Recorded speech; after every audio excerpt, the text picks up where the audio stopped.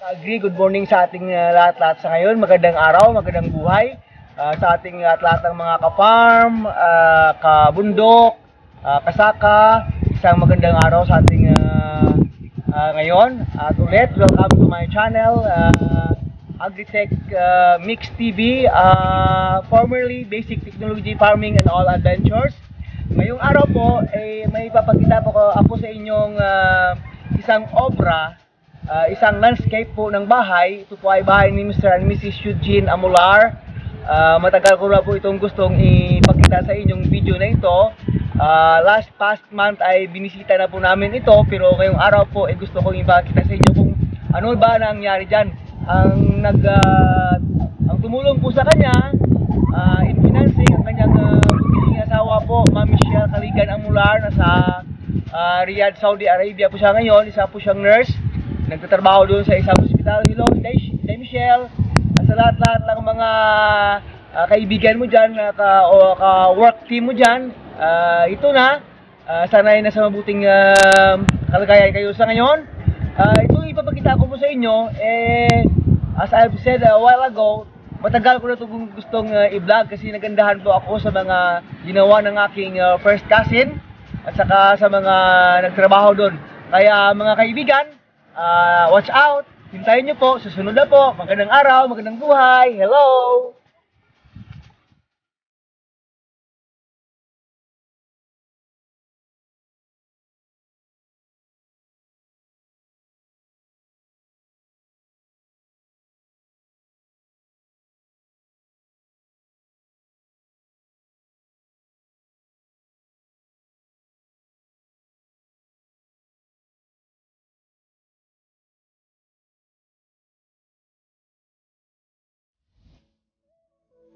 So ito na po ang sinasabi ko sa inyo na matagal ko nang sinasabi na kukunan ko ng footage. Ito po ay house ng aking first cousin Eugene Amular at saka kanyang Mrs. Michelle Amular. Nandun po siya sa labas ng ating bansa.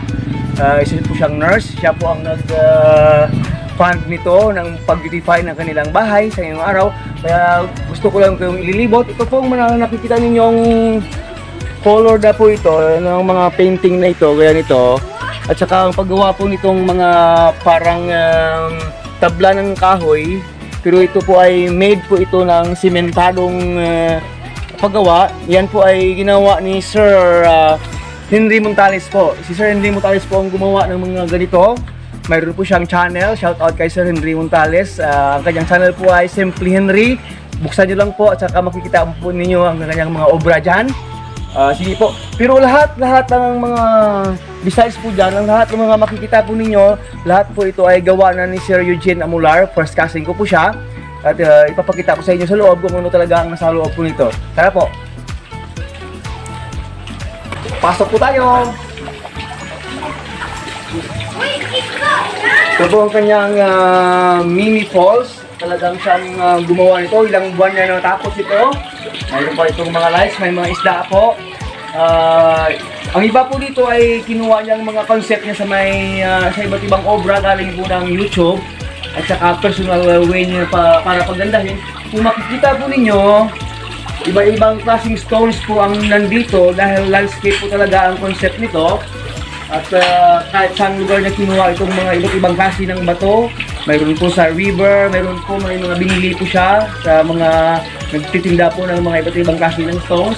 Kaya dito po makikita po ninyo, mayroon po siyang maliit na fish pond, may mga isda na po dyan. At saka post type po ito, kung makikita po ninyo.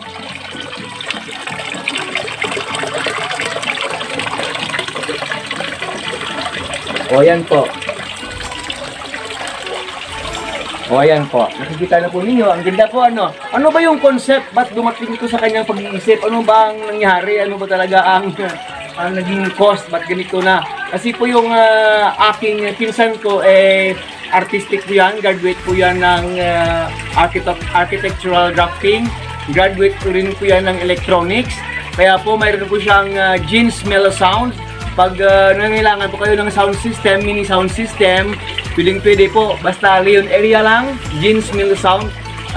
Talagang maaasahan po ninyo.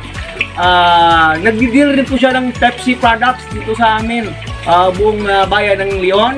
At saka sa lahat-lahat po na gustong mag-party-party dyan, mayroon pong mga kainan, nagpaparent po siya ng mga kitchen utensils, iba't ibang kitchen utensils, mga mesa, upuan, lahat-lahat po, kinikater po niya yan. Yan po ang kanyang hanap buhay habang nandito siya sa amin. Dahil ang kanyang sabi ko sa kanina sa inyo, yung kanyang misis po ay isang nurse sa labas ng ating bansa at saka nagtutulungan sila para mapaganda itong kanilang maliit lang pero cute na bahay. Dumating po yung concept sa kanila na gumawa nito kasi gusto po nilang maiba. Kasi po marami sa ating mga garden, si karamihan bulaklak, puro bulaklak. Pero dumating po yung pag-iisip sa kanila na talagang landscape po talaga. Kunti lang yung bulaklak at saka mga tanim pero lahat ay nakatukoy po sa different kinds of stones.